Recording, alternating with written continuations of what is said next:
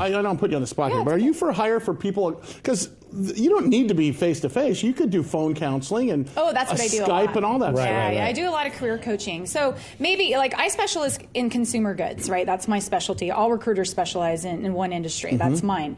But, you know, interviewing skills go transcend industry. So I can work So when with you big- place people, it's in that. But Yes. but as far as interviewing skills and Yeah. putting your CV together, resume, and all that stuff. Do you give fashion tips too? Like, don't wear that red I jacket. do, actually. Yeah. Well, red, I would love it if somebody wore a jacket. What I If don't Russ want is walked in a like shirt this- with cut off sleeves. They think you just got out of prison, or Hey. somebody's giving you a leg up.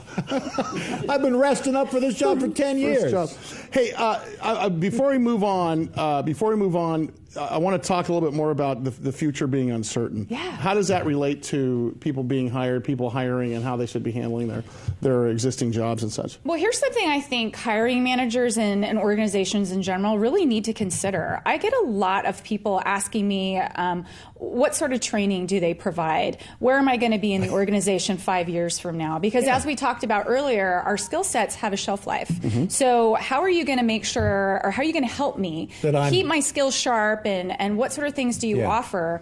And that's a question. If you aren't prepared to answer Wow. that, you could potentially lose a really highly skilled candidate. Wouldn't that- they think you're being a little snooty? Well, what do you got for me? Well, the no, candidates but market, though. I mean, and Oh, this yeah, is, yeah. and we're evolving. We all have to evolve. I'm Right. sorry that if you stayed in a glass house or a small, Right. you know, area, confined area for the last 20 years, Yeah. you're not going to attract the right kind of talent.